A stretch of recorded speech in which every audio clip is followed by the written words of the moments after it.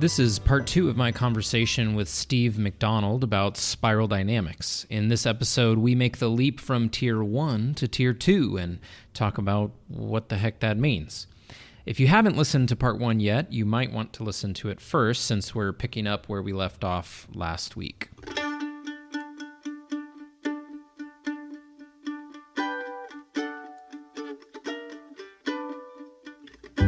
Welcome to the podcast where we talk about things we're not supposed to, learn how to have difficult conversations, and talk to people about what makes them different. This is the We Don't Talk About That with Lucas Land podcast, where we do talk about that with me, Lucas Land.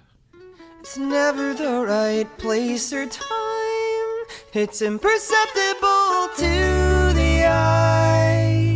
It's never the right place or time. Anyways, okay, continue with the spiral. Sorry. Absolutely. And just to comment briefly on what you said, if we look back at history, we'll find that the duration of these value systems is getting gradually shorter and shorter and shorter as we progress. Yeah. So we lived for the longest time as hunter-gatherers, and then our tribal existence maybe goes back 50,000 years. And, look at the next thing I'm going to talk about is the scientific industrial era, which is orange, layer 5, which Clare Graves called multiplistic. And he called it multiplistic because the way of thinking involves looking at multiple options and then choosing the best option in life. Mm-hmm. And that only started, some 300 years ago. So, and it's just coming to an end now.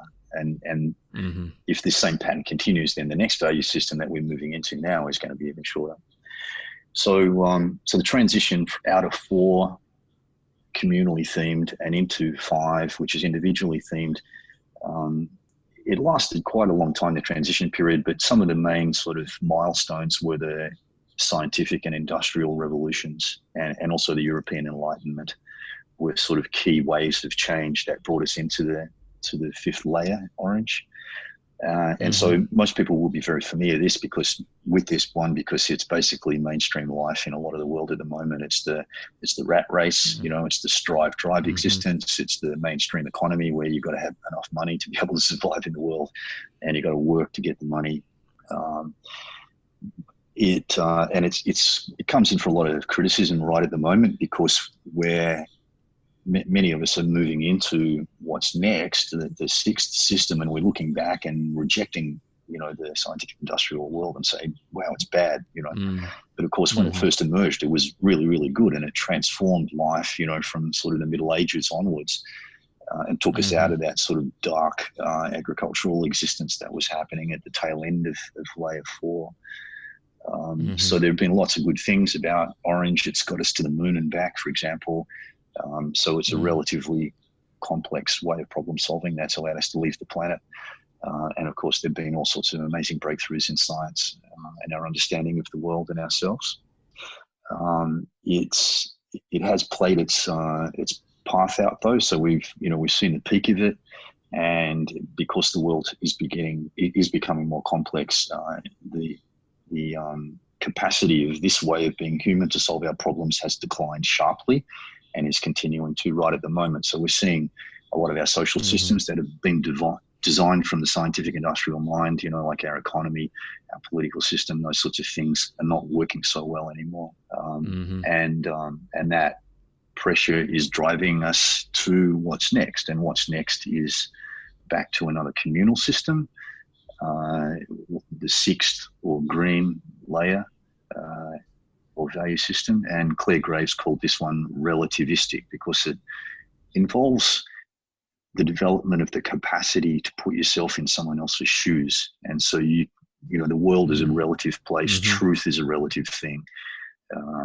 and you can see that playing out quite strongly at a global scale at the moment.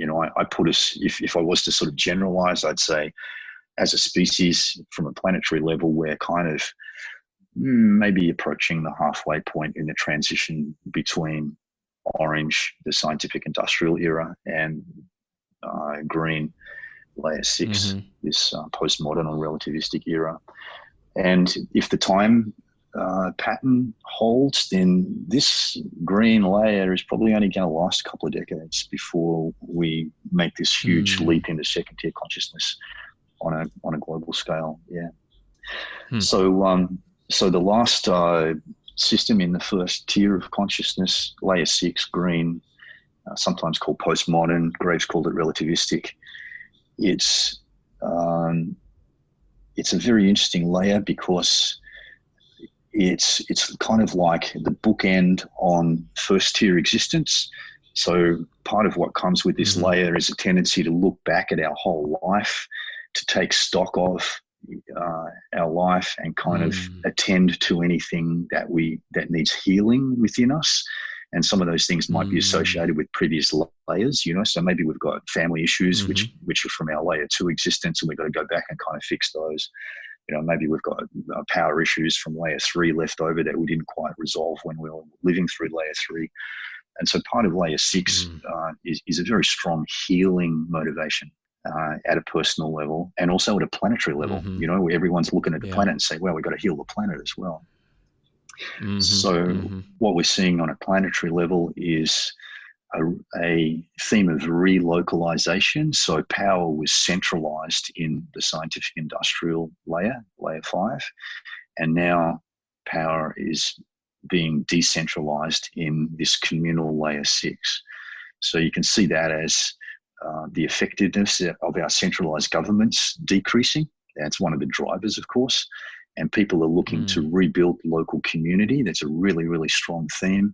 And also to resource themselves locally again. So you're seeing the emergence of locally grown organic food, so people can know where their food has come from, know that it's not poisoned with chemicals. They can trust the supplier. People are looking to generate their own energy locally as well. There really is a kind of a self-sufficient local village theme happening. And at the same time, on a global scale, we've got this global village emerging as well through the benefit of our social media technology, where the world's become a much smaller place. We can have members of our family, maybe they're not blood family, but they feel like family anyway, who are spread right around the world. And we can talk to them just like we can talk to people that we're in the presence of through our social media. So same thing playing out. This value system is very network centric. So it's very much about building a trusted network and operating within a trusted network. It has a tendency to want to flatten hierarchies. So that's really a rejection of the previous system 5, which built hierarchies, and those hierarchies became dominating and unfair. And as a result of that, there's a reaction to want to bust them down and make everything flat, make everything a level playing field, give everybody equal rights, equal access, equal benefits, and make this kind of flat social structure. Yeah. Well, so before we jump to tier 2, I really like what you're saying about green. Looking back, thinking of it as an individual's life, I think is helpful maybe to take it out of judging others a little bit, but like looking back on your life and what mistakes you've made and how you've grown and changed. And on the social level, it does seem, today in the U.S., as we're recording, is Martin Luther King Jr.'s birthday, and so it's a big holiday in the U.S., and I've seen all these memes on Facebook today quoting MLK and also pointing out ways that he's misquoted, etc. And there seems to be a real energy behind looking back at our history and really trying to name and unpack those things that weren't so great in as we were developing. And naming those things. And it just made me think of that when you were saying that green really reflects back on what came before. Yeah, it's very true. It's very true. And, we're seeing a lot of history being revised at the moment as well for that reason. People are looking back on things from a different perspective. And of course, history is always written at the time by whoever's, dominant in society. Right. And it's very much flavored by the value system that they're looking through. Yeah. And I think what happens is when we've looked back, but we also recognize that not everybody is necessarily at that same level of green or understanding. And so now we're looking back at some blue and orange that's sort of taken over and had a bit of a resurgence. And also we see that in the previous history. And so now there's almost this, as I was saying before about green, how some people have said that green kind of holds this danger almost of being stuck where we think we've arrived. Yeah. Because now we're looking back and we're seeing the problems throughout history and the other ways of looking at things. And we see the people who maybe are still operating in those different ways or different layers. And we know that they're wrong. And so we just need them to understand where we're at and get to where we are.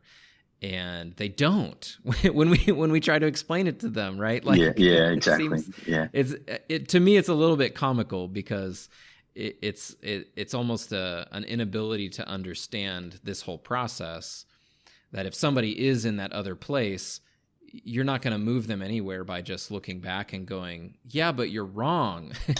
Exactly. You don't have it, right? Like, yeah. So, it comes back to their life conditions. That's the ultimate driver. Right. Which maybe leads us to the leap to the second tier. I don't know. Yeah. Go ahead. Yeah. I was just going to add just a couple of little nuances about the first tier. So the communal systems, 2 tribal, 4 agricultural or absolutistic, and then 6 postmodern. The communal systems are where we form our ethical frameworks because they're all about community. And when you're living in community, you've got to have agreements on ethics, right? Yeah. The individual systems, 1, 3, and 5, tend to bust out of that, and they're mostly about breaking the rules. And it's when we're in the individual systems, our perspective is one of wanting to change the outside world to fit with what we want or need. Okay. And when we're in the communal systems, the perspective is wanting to change ourselves to fit with what the world requires of us. So you get that alternating dynamic. And part of the reason why the emerging postmodern looks a little comical and seems a bit silly is there's a new ethical framework developing, and people want the world to instantly change to fit with what they're feeling. But it's not within the capacity of a communal system to bring about global change like that. That's the role of the individual systems, historically anyway. Yeah. Interesting. So really most people wouldn't understand this, but the primary role of the postmodern era is to change who we are internally, change our values, and change our understanding of ourselves, and to prepare for the next individual system, which is, of course, the leap in the second tier. Yeah. So, okay, well, let's leap. Yeah. So Clare Graves described the change between layer 6 and layer 7 as a momentous leap. And when he looked at his data, he looked at the magnitude of change that happened between layers 1, 2, 3, 4, 5, and 6. And it was relatively uniform in terms of the scope of change. But the change in coping capacity between 6 and 7 was off the scale, like seriously off the scale. And he wrote that there's more coping capacity in 7 alone than there is in all of the first 6 added together. It's like it really is a quantum leap we're talking about here. Wow. And he also described the shift from first tier to second tier as most likely being the most difficult shift that we've ever been through as well. It's kind of like, I often talk about a slingshot, sort of in a metaphorical sense, like you got to pull the elastic band backwards and put a whole lot of tension on it to make the stone or whatever it is go forward, right? And we see this slingshot dynamic in the change between the systems that we go through. So for this change in the second tier, we've got to pull that slingshot back way further than we had before. There's a whole lot more tension is needed in order to shoot us, so far up in the second tier. And so that's why when we look at the world at the moment, we see all this massive tension developing and all of these problems that are bigger than any problems that we've had before are developing. And that's tied in very much with this transition into second tier, and it's what will drive the transition into second tier consciousness. So I guess one of the major differences between first tier and second tier is when we pop into yellow, layer 7, for the first time, we have left and right brains operating in an integrated way. So the left and right brain hemispheres, operating in an integrated way. Whereas in the first tier, that individual versus communal alternation that we get between the systems is the result of the domination of left brain for individual living, or the domination of right brain for communal living. So we've got that switching between left brain, right brain, right brain, and then when we pop into second tier, all of a sudden the two hemispheres synchronize. And it's that synchronization which is partially responsible for the improvement in coping capacity. So we can think about two things at once, and it gives us the capacity to hold paradox and work with paradox. Whereas in first tier, if we look at a paradox, it kind of blows our mind trying to figure it out. Yeah.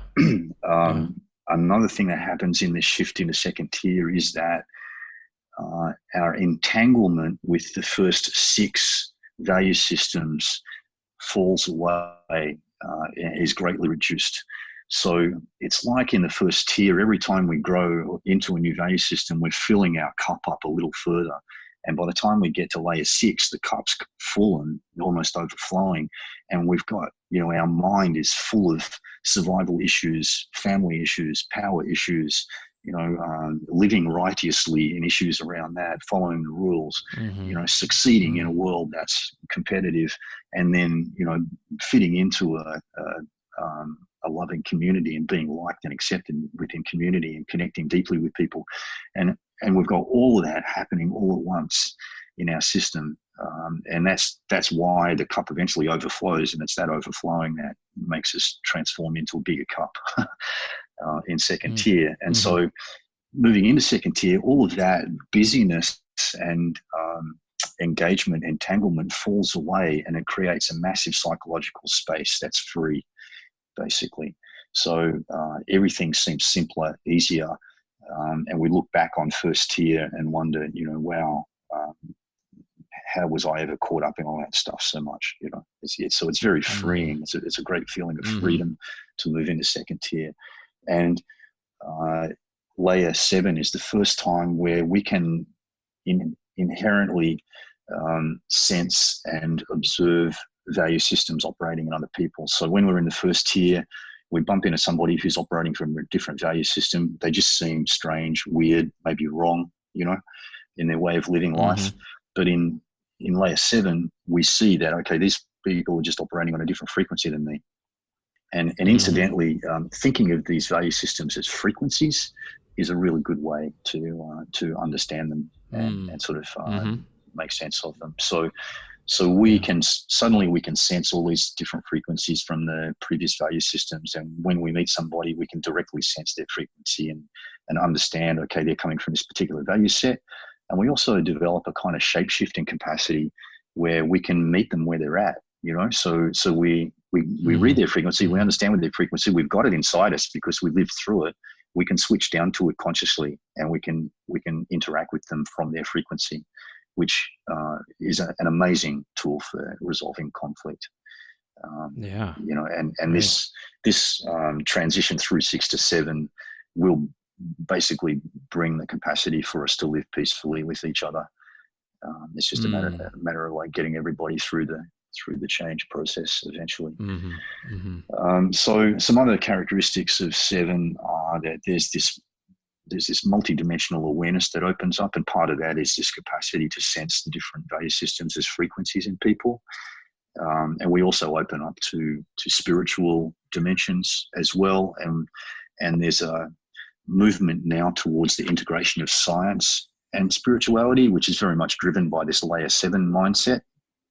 So we might not kind of have a fully formed picture of it in layer 7, but we know that it's possible. We kind of recognize that, okay, all that religious and spiritual stuff, it's actually just interdimensional reality.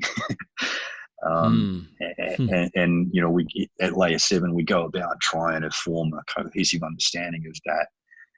And layer 7 is very much it's like waking up as a baby in a new world and soaking in a new world because everything looks different to us. And Clare Graves wrote that it really is a new beginning. It's a whole new beginning over again for humanity in second tier. And instead of being driven by survival, which is primarily the major thing right through the first tier, how do I survive in the world? In second tier, that switches to who am I being in the world? So he called the second tier being layers, being stages instead of survival stages. So even though we're operating with an integrated brain, left-right hemisphere integration, there's still an individual flavor to layer 7. So that doesn't go away, that general flavoring, it's just less extreme. And then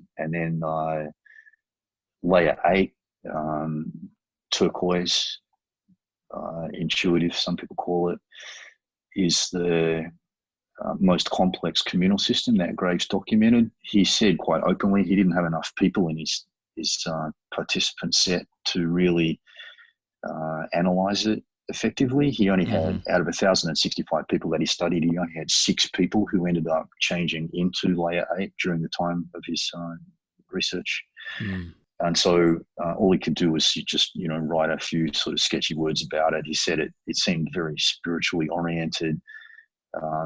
It sort of fits with the concept of the noosphere, which comes from the work of a Jesuit priest called Pierre Teilhard de Chardin, who wrote a lot about consciousness, and he described a layer of consciousness around the whole planet. So in the same way that we have like an atmosphere and an ionosphere, he described this noosphere, he called it, which is a layer of consciousness wrapped around the planet.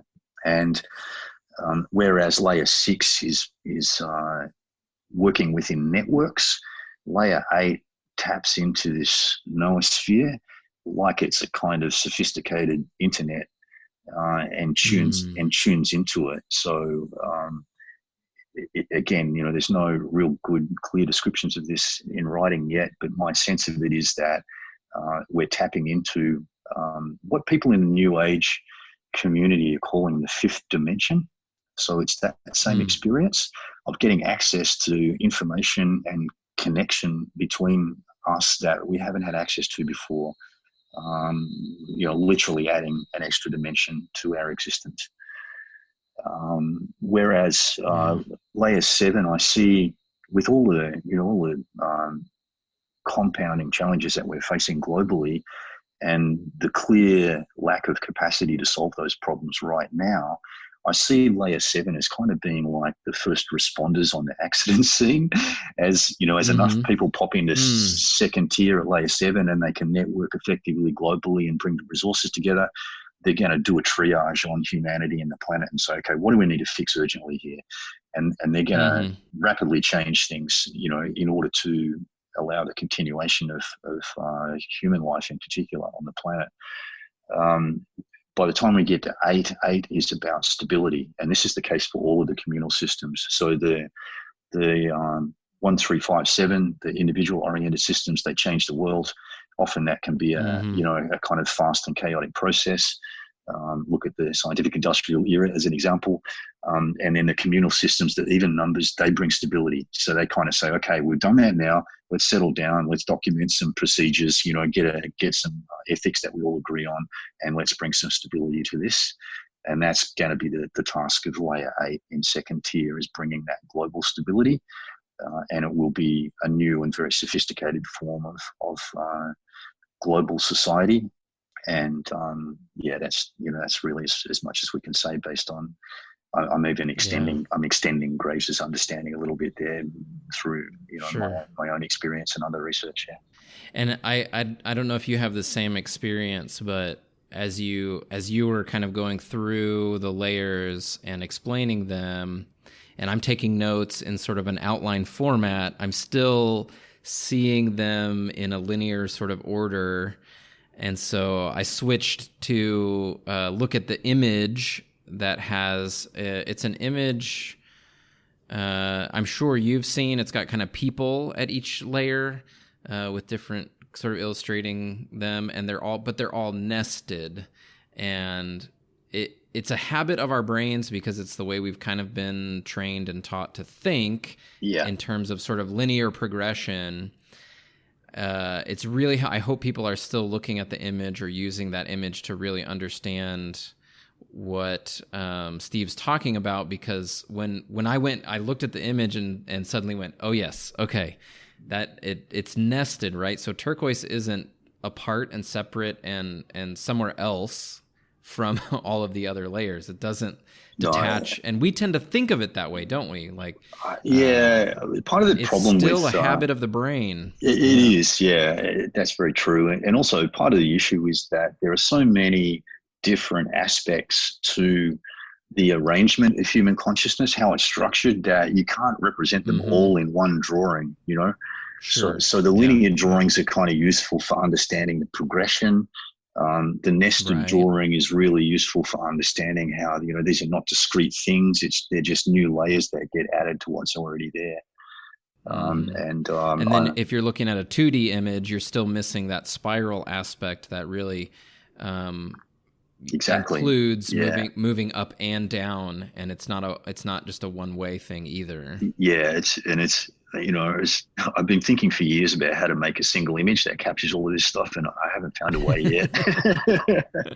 I mean, it's a lot to put in one image. I mean, we should kind of give the 2D image a break. Like, it's hard to put all of this into one perfect image. It is, yeah. I'll at the end of the podcast, I'll give you a link to a talk I did in Switzerland in 2018, which gives a basic introduction to the model and talks a bit about the transition that the world's going through at the moment. And I'm using a nested image in that presentation there, so people can look at that. Yeah.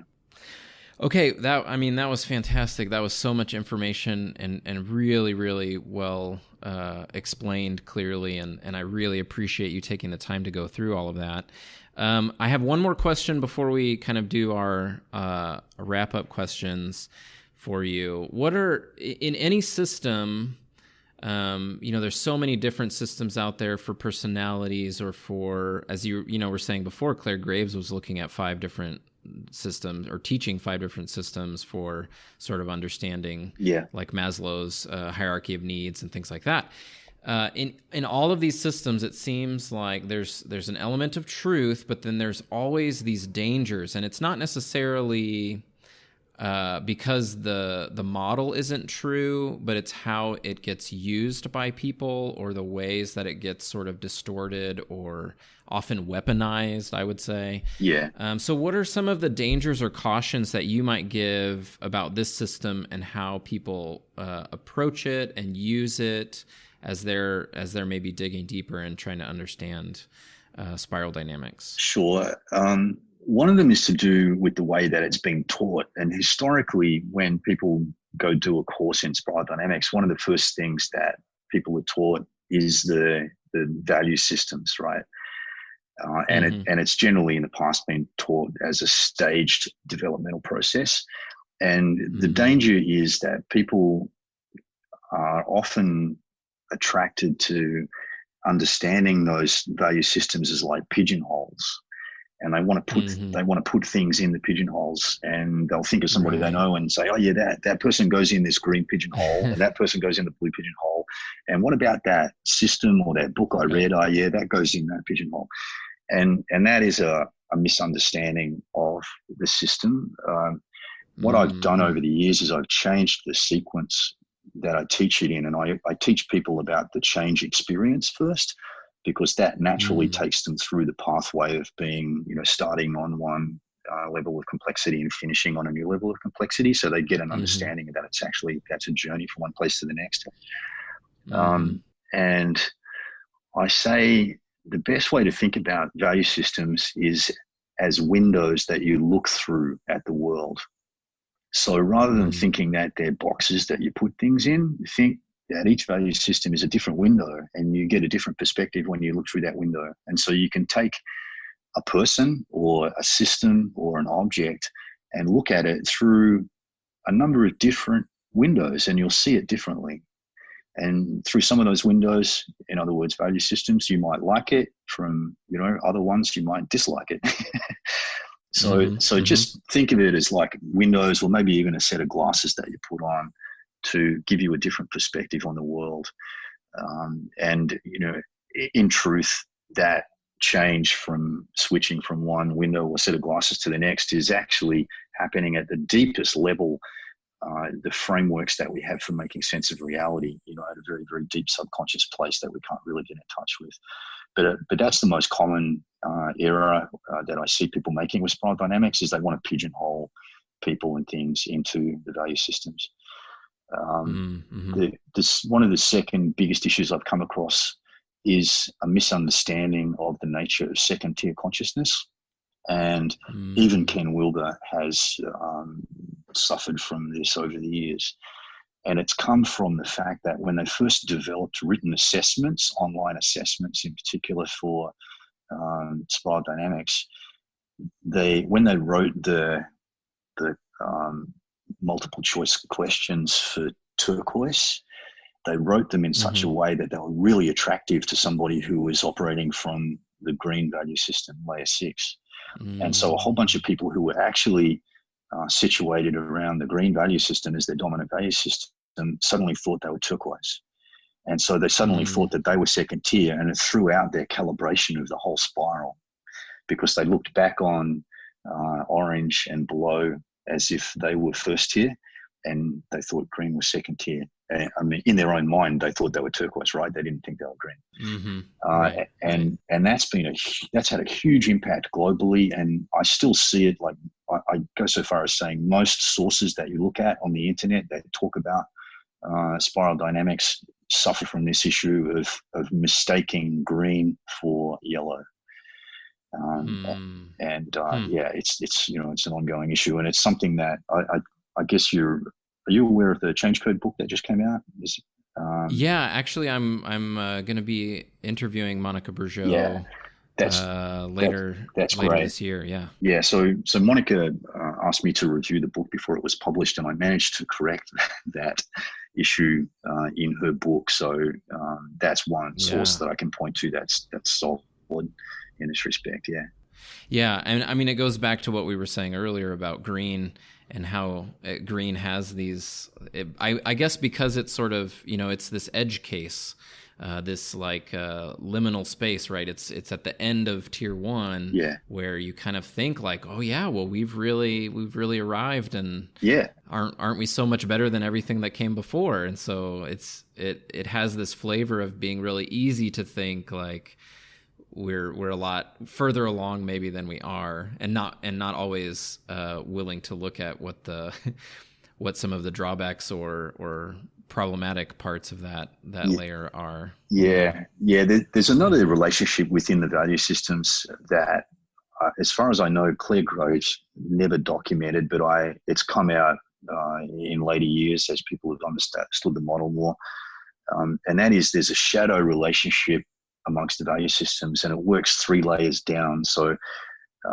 they say generally a person will be spread across about 3 value systems. There'll be one, which is your dominant value system. There'll be the previous one, which maybe you've still got a part of you, working in, and then there'll be the next one, which you're just starting to push into. So you kind of spread across roughly 3 different value systems. That's a generalization.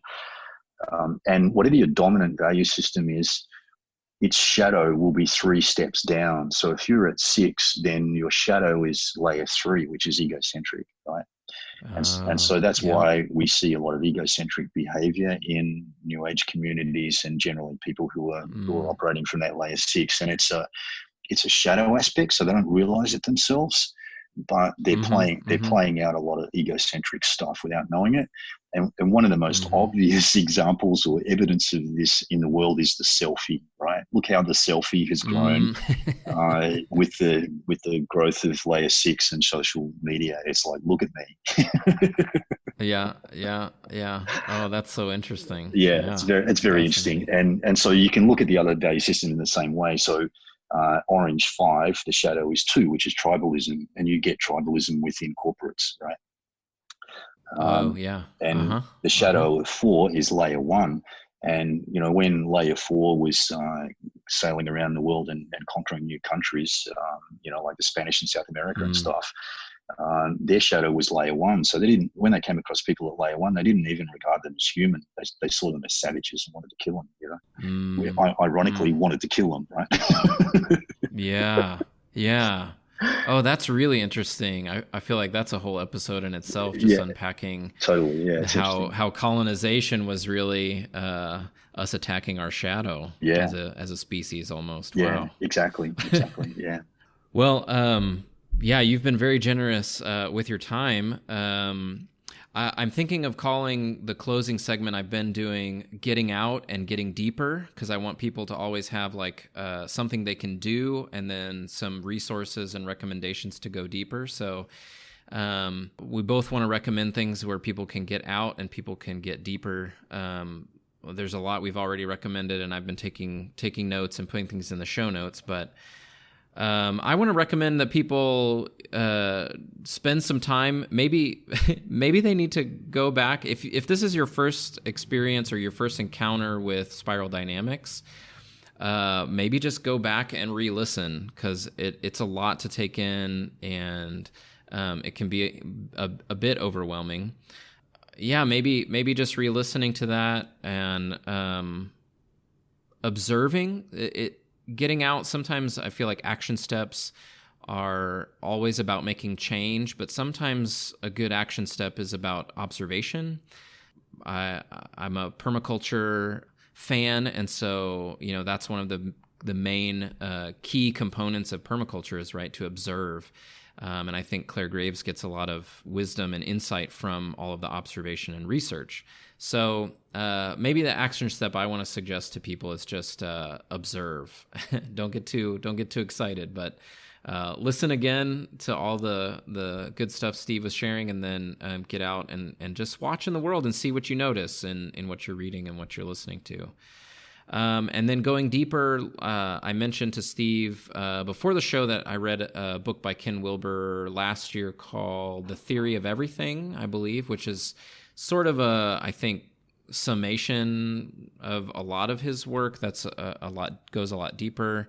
And as you said, there are some things where people aren't.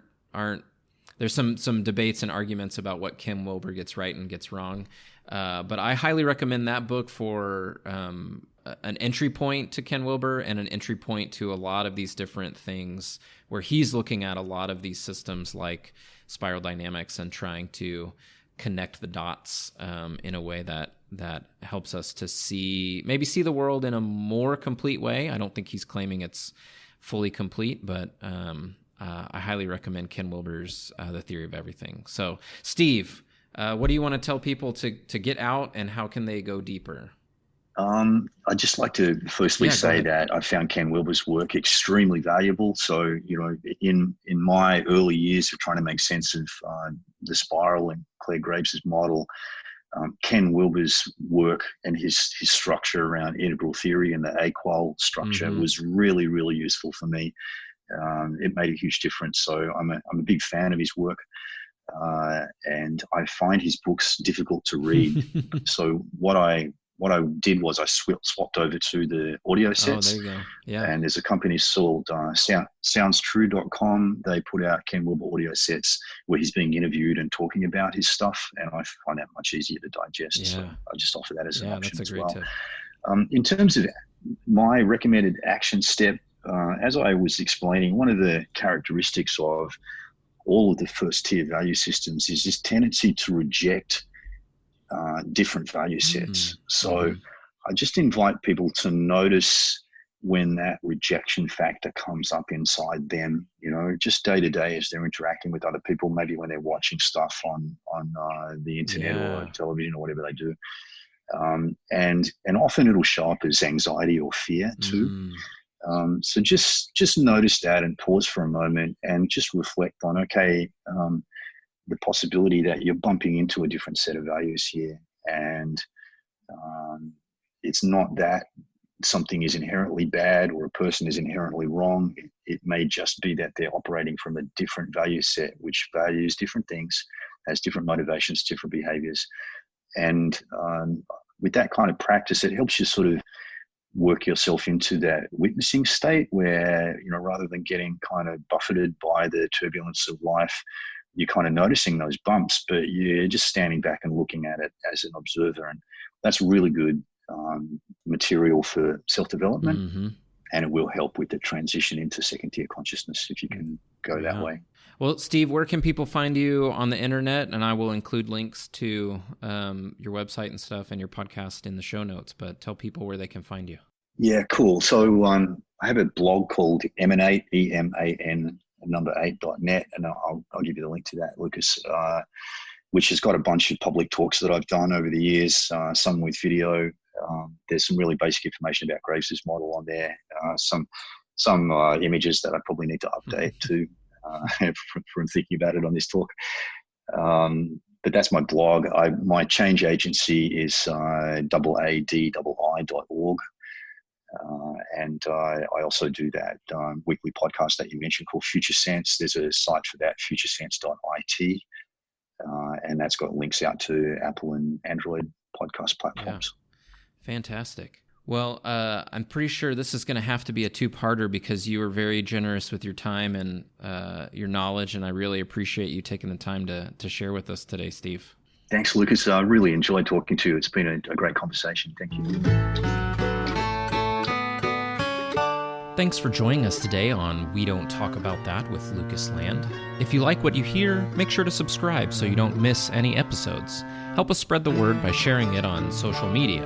You can find us on Facebook, Twitter, and Instagram with the handle @WDTAT Podcast. You can also rate and review us on Apple Podcasts or wherever you get your podcasts. You can support the podcast by visiting our website at wdtatpodcast.com and clicking on support. You can make a one-time donation or consider becoming a monthly supporter through Patreon. You'll receive bonus content and access to patron-only benefits. Thanks for your support.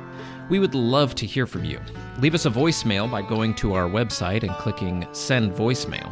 Your voicemail could be featured in a future episode. You can also email us at wdtatpodcast@gmail.com. Many thanks to Neil Curran and Infielder for the use of their music. You can find more of their music online at infielder.bandcamp.com. A final thought from Brené Brown.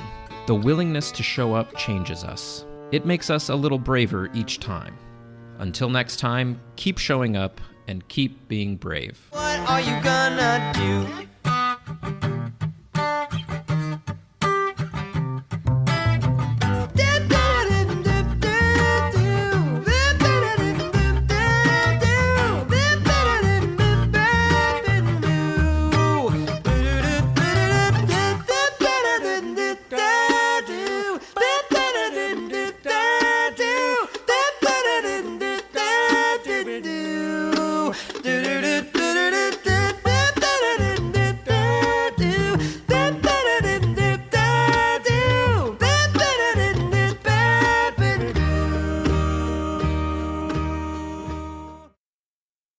Que le vaya bien.